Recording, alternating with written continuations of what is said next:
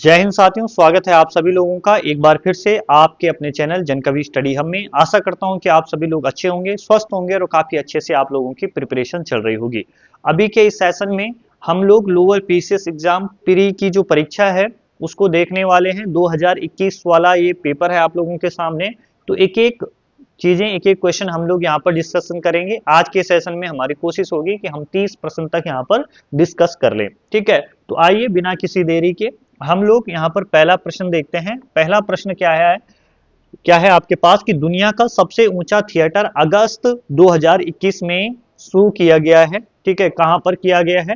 तो ये आपका लद्दाख में किया गया था उस टाइम पर। ठीक है, लद्दाख में है ये आपका। ये आप लोगों को ध्यान रखना। ठीक है, तो ये आपका समझ पे भी आधारित क्वेश्चन था। सपोज दैट अगर किसी बच्चे को नहीं भी पता है तो अगर ऊंचाई की बात की जा रही है तो वहां पर बच्चा अपना दिमाग लगा सकता था कि कहाँ किया जा रहा है, आपका लद्दाख में इस तरीके की चीजें की जा रही है। उसके उसके अलावा अगला क्वेश्चन देखिए, निम्न में से किसको भंग नहीं किया जा सकता है किंतु समाप्त किया जा सकता है? ठीक है, तो यहां पर आप लोगों को ध्यान रखना है कि वो है आपका, इसका सटीक आंसर क्या हो जाता है आपका? राज्य विधान परिषद। ठीक है, तो आप लोगों से कुछ चीजें जो है आपके एग्जाम में पूछी जा सकती है राज्य विधान परिषद के संबंधित। ठीक है, आपसे पूछा जा सकता है कि राज्य विधान परिषद के गठन की बात किस आर्टिकल के अंदर कही गई है? तो आर्टिकल पूछेगा तो आर्टिकल 168। ठीक है, और वहीं संरचना की बात की जाए, संरचना की बात की जाए तो संरचना की बात आर्टिकल 170 में की गई है। ठीक है, आर्टिकल 170 में की गई है। ठीक, और उसके अलावा आपको एक और आर्टिकल ध्यान रखना है और आर्टिकल का नाम है आर्टिकल 178। और 178 में क्या कहा गया भैया कि आर्टिकल 178 में कहा गया है, राज्य बताया गया है राज्य विधान परिषद के अध्यक्ष व उपाध्यक्ष के बारे में। ठीक है, अध्यक्ष व उपाध्यक्ष के बारे में इतना आप लोगों को ध्यान रखना है। ठीक, उसके अलावा आप लोगों से ये प्रश्न पूछा जा सकता है कि राज्य विधानसभा का गठन किस आर्टिकल के अंदर है?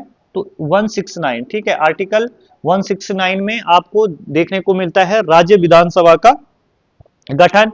उसके अलावा यहाँ पर राज्यसभा, ठीक है, और लोकसभा, ये तीन चीज आ गई। तो इनके लिए दो चीज आ गई, तो इनके लिए आपको एक ट्रिक ध्यान रखनी है, सरला। ठीक है, सरला, सा से आपका संसद हो गया, ठीक, रा से राज्यसभा और ला से लोकसभा। तो यहां पर आप लोगों को ध्यान रखना है कि संसद का जो गठन की बात की गई है आर्टिकल 79 में, राज्यसभा के गठन की बात आर्टिकल 80 में और लोकसभा के गठन की बात आर्टिकल 81 में की गई है। क्लियर है? इसके बाद देखिए भैया, अगला क्वेश्चन है आप लोगों के सामने। इसको मैं मिटा देता हूं। ठीक है, जिनको नोट डाउन करना होगा कर लेना आप लोग। ठीक है, साइट हो जाता हूं थोड़ा सा, नोट डाउन कर लीजिएगा या स्क्रीनशॉट ले लीजिए। फिर आप लोग अगले प्रश्न की तरफ चलिए।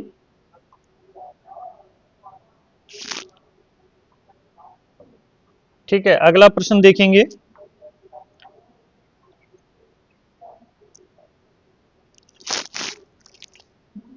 अगला क्वेश्चन क्या है, न्यायालय में निम्न में से किस रिट के द्वारा किसी व्यक्ति को वह पद धारण करने से रोका जा सकता है, रोक सकता है?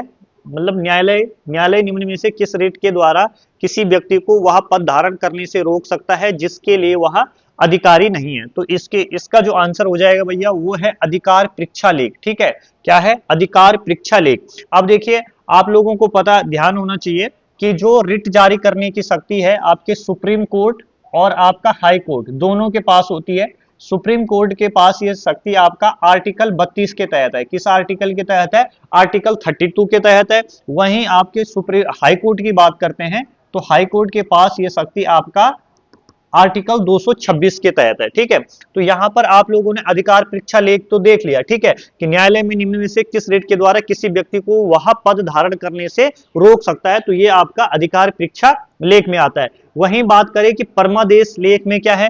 ठीक है, तो परमादेश लेख में क्या है? जब कोई सार्वजनिक अधिकारी सार्वजनिक अधिकारी अधिकारी अपने कानूनी कर्तव्य का पालन करने से इनकार कर देता है तो न्यायालय इस प्रकार की रिट जारी करती है। तो न्यायालय क्या करती है, इस प्रकार की रिट जारी करती है। ठीक है, अब देखिए भैया, उसके अलावा ये इसमें क्या प्रमादेश लेख में क्या है, जब कोई सार्वजनिक अधिकारी क्या है अपने कर्तव्यों का पालन नहीं कर रहा होता है तो इस प्रकार की रिट न्यायालय के द्वारा जारी की जाती है। ठीक है, ये इसका आंसर हो गया। अब यहां पर उत्प्रेक्षण लेख है आपका। उत्प्रेक्षण लेख में क्या होता है, ठीक है, किसी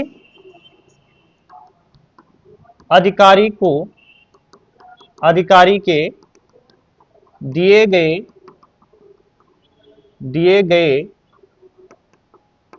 निर्णय को खारिज करने के लिए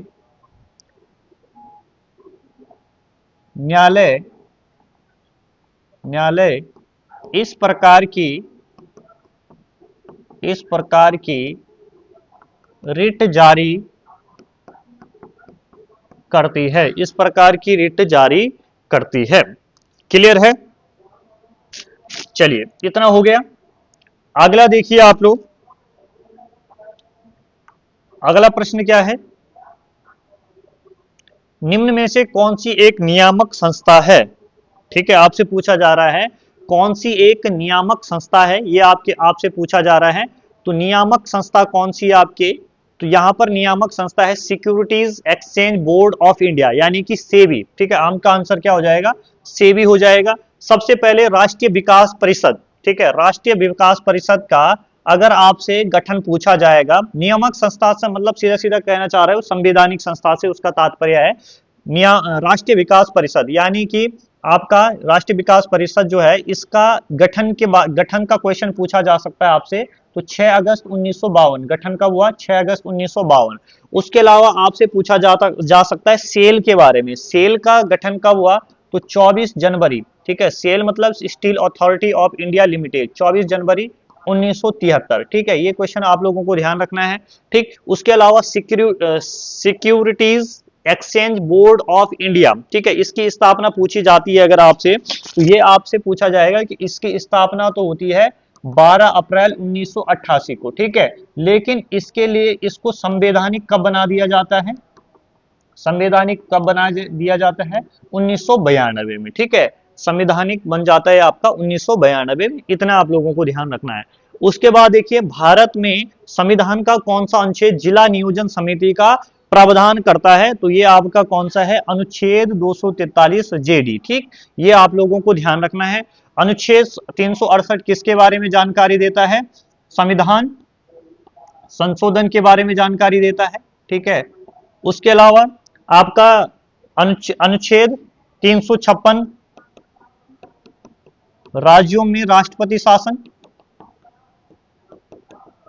ठीक, और अनुच्छेद 362 ये आपके जो रियासती शासक होते थे उनके पेंशन से संबंधित था। ठीक है, जो कि अब आपका निरस्त हो चुका है, और निरस्त किया गया इसको किसके द्वारा, इसको निरस्त कर दिया गया है 26वां जो आपका संविधान संशोधन है। ठीक है, 26वां संविधान संशोधन 1971 के द्वारा। ठीक है, क्या लिखोगे, 26वां संविधान संशोधन 1971 के द्वारा। ठीक, चलिए, उसके बाद देखिए,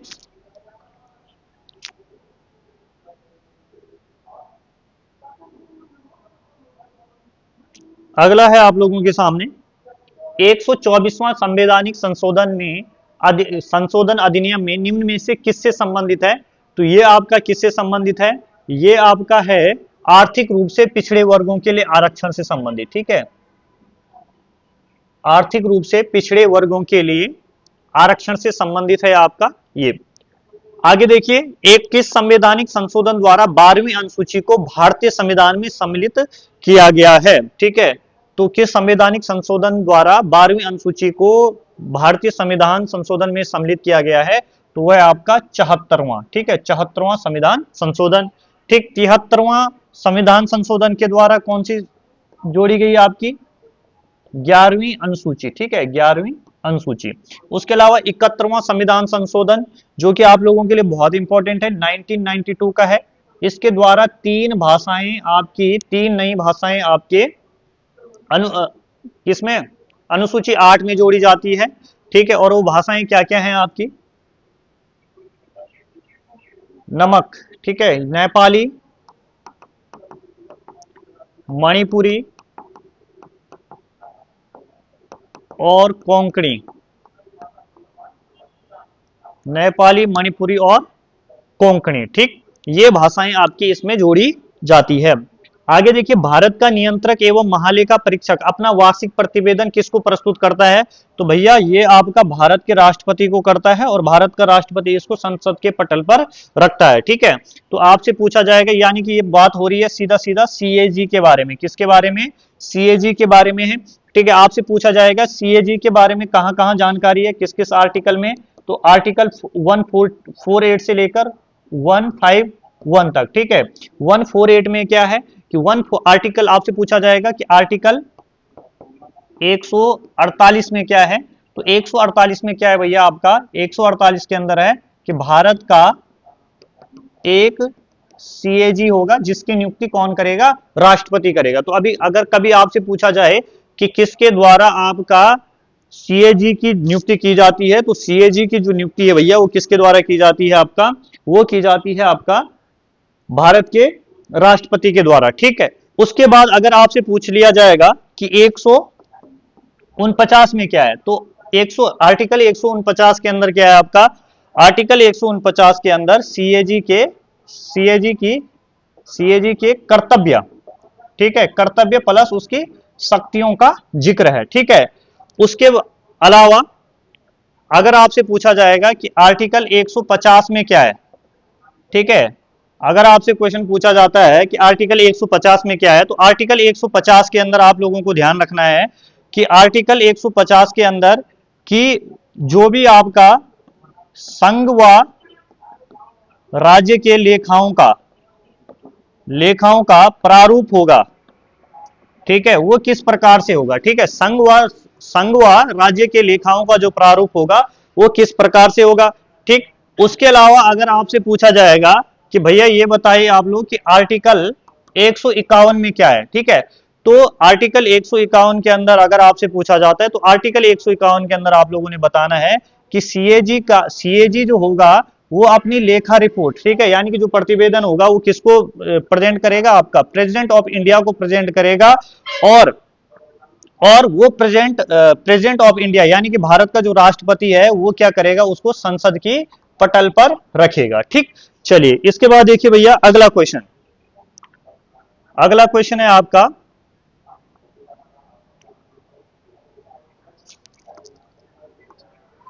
जीएसटी परिषद का अध्यक्ष होता है। ठीक है, तो जीएसटी परिषद का अध्यक्ष कौन होता है आपका? तो केंद्रीय वित्त मंत्री होता है भाई। ठीक है, कौन होता है आपका?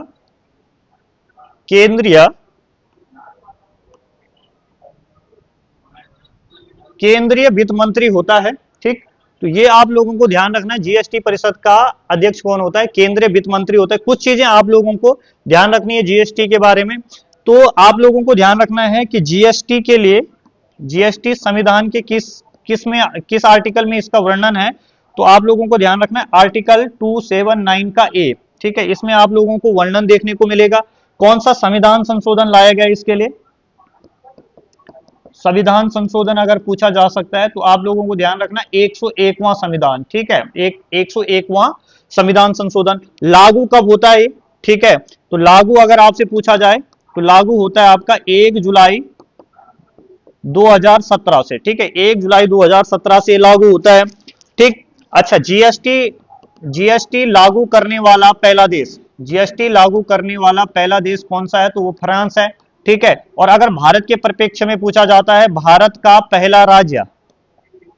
पहला राज्य जिसने जीएसटी लगाया सबसे पहले, तो वो कौन सा था?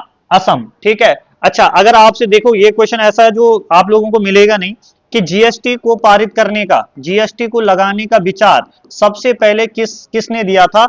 तो केलकर टास्क फोर्स द्वारा। ठीक है, किसके द्वारा? केलकर टास्क फोर्स द्वारा ये आपका विचार दिया गया था। और कब दिया गया था? 2000 में दिया गया था। कब दिया था? 2000 के अंदर दिया गया था। ठीक, इतनी बातें आप लोगों को ध्यान रखनी है। चलिए इसके बाद देखिए अगला क्वेश्चन है यहां पर, नीति आयोग ने सतत विकास लक्ष्य सूचकांक, ठीक है, 2021 में किस भारतीय राज्य को सर्वोच्च स्थान मिला है? तो ये मिला है आपका केरल को। ठीक है, और अगर हम अभी की बात भी करें, 2023-24 की बात भी करते हैं अगर हम लोग, ठीक है, 2023-24 की अगर हम बात करते हैं तो 2023-24 में आपका केरल और उत्तराखंड दोनों ही संयुक्त रूप से टॉप 1 पर है। ठीक है, टॉप 1 पर है आपका, और दोनों का जो अंक है वो कितना है? 79 है। कितना है? 79 है। ये आप लोगों को ध्यान रखना है। और अगर भारत के एवरेज स्कोर की बात करें इसमें, ठीक है, तो भारत का एवरेज स्कोर कितना है? 71 है। ठीक, चलिए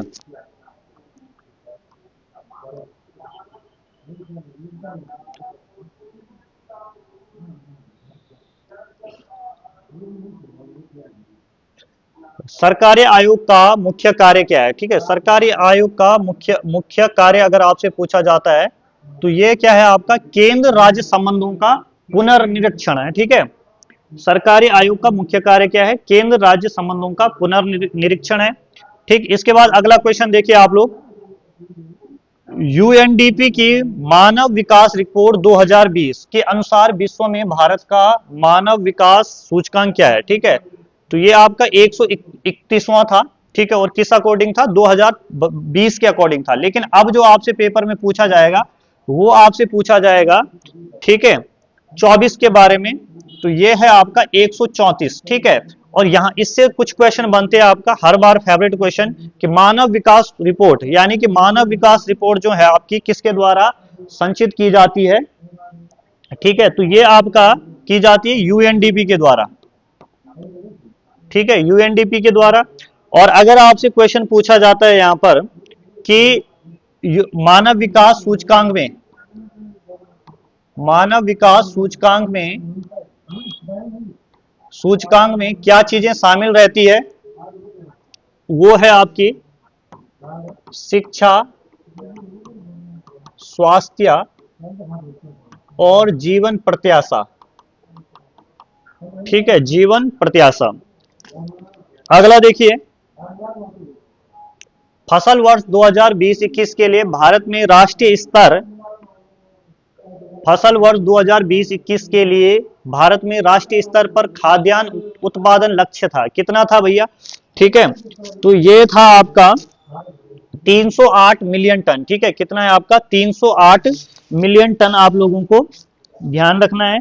ठीक, 24-25 में अगर आपसे पूछा जाता 2024-25 में अगर आपसे पूछा जाएगा तो 340.40 मिलियन टन।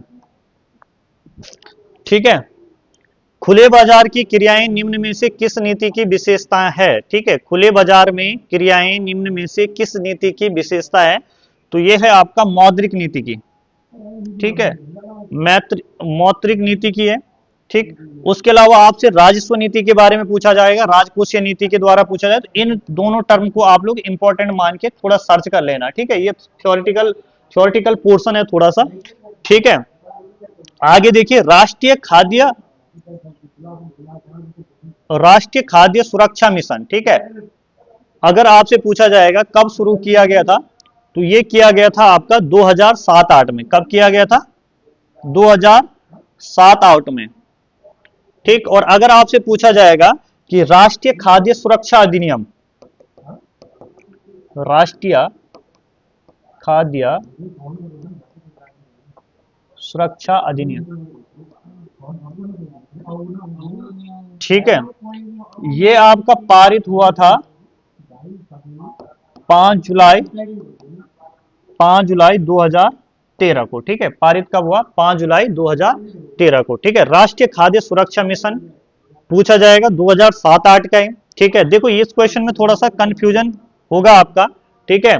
देखो ये क्वेश्चन सबसे ज्यादा संभावना है इसको पूछे जाने की। राष्ट्रीय खाद्य सुरक्षा मिशन पूछा जाता है तो 2007-8 में, ठीक है। राष्ट्रीय खाद्य सुरक्षा 2013, भारत 5 जुलाई 12 के लिए भारत की गरीबी जो थी वो दर थी, गरीबी दर कितनी थी? 21 दशमलव कितना थी भैया?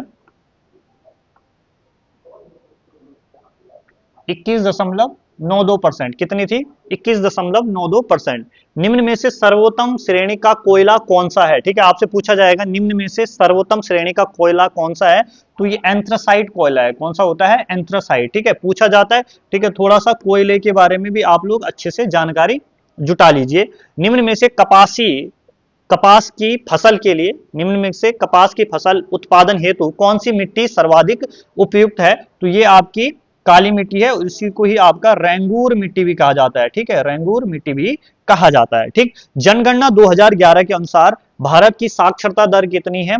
74.04% है, ठीक। अब मैं आप लोगों को यहां पर क्लियर कर दूं, जो जनगणना वाला पोर्शन है ना भैया, ठीक है, जनगणना आपका भारत की भी और प्लस यूके की भी, ठीक है, यूके की जनगणना दोनों की दोनों आपके क्या लिए क्या है? बहुत इंपॉर्टेंट है। आगे देखिए 20वां क्वेश्चन देखेंगे आप लोग, ठीक। बहुत जबरदस्त क्वेश्चन है ये और पूछा गया था आपके एग्जाम में। मुख्य केंद्रीय क्षेप पृथक करता है, ठीक है, मुख्य केंद्रीय क्षेप आपका पृथक करता है, तो किसको करता है? तो ये आपका आप लोगों को ध्यान रखना है, मुख्य केंद्रीय क्षेप पृथक करता है। दो क्वेश्चन आए हैं इसके इसी एग्जाम में। मुख्य केंद्रीय क्षेप पृथक करता है तो ये करता है आपका बृहद हिमालय और लघु हिमालय को, ठीक है, किसको करता है? बृहद हिमालय तथा लघु हिमालय को, ठीक। उसके बाद देखिए अगर आपसे पूछा जाएगा कि आप ये बताइए कि लघु हिमालय तथा शिवालिक पहाड़ियां, ठीक है, लघु हिमालय तथा शिवालिक पहाड़ियां को कौन करता है? तो ये कौन क्या है? आपका मुख्य सीमा भ्रंश, ठीक है, मुख्य सीमा भ्रंश अलग करता है, ठीक। चलिए आगे देखिए, निम्न में से कौन सी एक संवैधानिक संस्था है? ठीक है, संवैधानिक संस्था के बारे में बताना है आप लोगों ने, तो भारत का निर्वाचन आयोग, ठीक है। तो इसके गठन की बात किस आर्टिकल में की गई है? आर्टिकल 324, ठीक। उसके अलावा आपसे पूछा जाएगा विश्वविद्यालय अनुदान आयोग, ठीक है, ये है आपका यूजीसी। यूजीसी की स्थापना पूछी जाती है आपसे कि यूजीसी की स्थापना कब हुई? तो 1953 में होती है। कब होती है? 1953 में होती है। और वहीं अगर आपसे पूछा जाता है कि भैया भारतीय प्रतिस्पर्धा आयोग कब बनता है आपका? तो 14 अक्टूबर 2003 को, ठीक है, 14 अक्टूबर 2003 को। केंद्रीय विद्युत नियामक आयोग, ठीक है, तो ये आपका 24 जुलाई 1998 को, ठीक है, 24 जुलाई 1998 को। तो ये आप लोग थोड़ा सा फैक्टर लिख लेना इनके। चलिए अगला क्वेश्चन देखिए,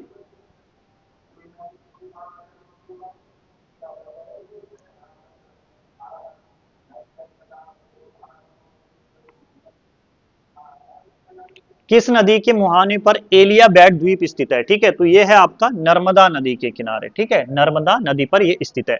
गोदावरी कहां से निकलती है? पूछा जाएगा आपसे कि गोदावरी का उद्गम कहां से होता है? तो गोदावरी का उद्गम जो होता है भैया, ये होता है त्र्यंबक पहाड़ी महाराष्ट्र से, त्र्यंबक पहाड़ी महाराष्ट्र, ठीक है। कावेरी का उद्गम पूछा जाएगा, ठीक है, तो ये होता है आपका ब्रह्मगिरी पहाड़ी, ब्रह्मगिरी पहाड़ी कर्नाटक से। नर्मदा निकलती है आपका अमरकंटक से, ठीक। और ताप्ती जो है आपकी निकलती है मुल्ताई, मुल्ताई से, ठीक है, जो कि आपका सतपुड़ा में पड़ता है, ठीक है, सतपुड़ा श्रेणी के अंदर ये पड़ता है। जनगणना देखिए कितने क्वेश्चन दिख रहे हैं जनगणना के। जनगणना 2011 के अनुसार भारत में प्रति 1000 पुरुषों पर महिलाओं की संख्या कितनी है? तो ये आपकी 940। कितनी है? 940। निम्न में से कौन सा जोड़ा सही नहीं है? ठीक, तो यहां पर देखिए पंजाब हिमालय सिंधु व सतलज दोनों नदियों के मध्य है। कुमाऊं हिमालय यमुना और काली नदियों के मध्य है। नेपाल हिमालय रावी और तीस्ता नदियों के मध्य है। अरे यार नेपाल हिमालय, ये गलत हो जाएगा यहाँ पर, ठीक है। नेपाल हिमालय जो है आपका, ये देखते हैं असम हिमालय तीस्ता एवं ब्रह्मपुत्र के किनारे है, ठीक है। तो आप लोगों को यहाँ पर ध्यान रखना है काली और तीस्ता, ठीक है। राबी नहीं होगा यहाँ पर, राबी नहीं होता तो ये सही हो जाता है, काली व तीस्ता के मध्य है, ठीक है। काली व तीस्ता के मध्य है। अब देखिए इसके बाद 25वां क्वेश्चन है आपकी स्क्रीन पर। 25वां क्वेश्चन क्या कह रहा है कि आप लोगों को इन दरों को, निम्न दरों को पश्चिम से पूर्व की ओर आपने क्रम से लगाना है। तो देखिए इस तरीके से लगाना है आप लोगों को इनको। जोजिला दर्रा, सबसे पहले ध्यान रखिए जोजिला दर्रा कहां पड़ता है आपका, लद्दाख में, ठीक है। सिपकिला दर्रा कहां है, एचपी में है, ठीक। मुलिंगला दर्रा उत्तराखंड में है, मैप रखिए आप लोग। बोमिडला दर्रा अरुणाचल प्रदेश हो गया। जेलेपला दर्रा आपका कहां हो गया, सिक्किम में हो गया, ठीक। जेलेपला दर्रा कहां है आपका, सिक्किम में। अब ध्यान देना, अगर आप लोग इंडिया का मैप होगा आपके पास, तो ये आपका जोजिला दर्रा आपको लद्दाख में देखने को मिलेगा, लद्दाख मिला। लद्दाख के बाद आपको हिमाचल प्रदेश देखने को मिलेगा, उसके बाद उत्तराखंड में मुलिंगला दर्रा आ जाएगा। अब पहले अरुणाचल प्रदेश है कि सिक्किम है, पहले पड़ता है आपका सिक्किम, तो जेलेपला दर्रा आ जाएगा और फिर आएगा आपका अरुणाचल प्रदेश वाला बोमिडिला दर्रा, ठीक है। तो यानी कि इसका जो आंसर हो जाएगा सटीक, वो क्या हो जाएगा आपका 1 2 3 5 4 हो जाएगा, ठीक। निम्न में से कौन सी दक्षिण भारत की सबसे ऊंची चोटी है, ठीक है। आपको बताना है किसके बारे में, दक्षिण भारत की सबसे ऊंची चोटी के बारे में, तो वो है आपकी अन्नाईमुड़ी, ठीक। अब देखिए अन्नाईमुड़ी के बारे में पूछा जाता है, तो इसकी है हाइट कितनी, 2695 मीटर, ठीक। वहीं आपसे इसके अन्नाईमुड़ी के बारे में ये भी पूछा जाएगा पश्चिमी घाट की, ठीक है। पश्चिमी घाट की सबसे ऊंची चोटी कौन सी है, वो भी अन्नाईमुड़ी, ठीक। महेंद्रगिरी, महेंद्रगिरी आपकी उड़ीसा के अंदर पड़ती है, ठीक है, उड़ीसा के अंदर पड़ती है और 1501, ठीक है, 1501 मीटर की ये हाइट पर है, ठीक। उसके अलावा आपका उड़ीसा के कहां पर पड़ती है, एक जगह पड़ती है गजपति, ठीक। यहां पर आप लोगों ने आराम, ये आराम कोंडा, ये तो आराम कोनों में होता, तो ये आपका म्यांमार में हो जाती, ठीक है। चलिए आगे देखिए, उत्तराखंड राज्य की सबसे ऊंची पर्वत चोटी कौन सी है, तो भैया नंदा देवी है, ठीक है, 7817 मीटर। चौखंबा 7138 मीटर, ठीक। उसके बाद त्रिशूल 7120 मीटर। नंदाकोट 6861, ठीक है, मीटर। ये आप लोग लिख लीजिए इतना सा। आगे देखिए, अब 30 क्वेश्चन तक हम लोगों ने जाना है भैया आज।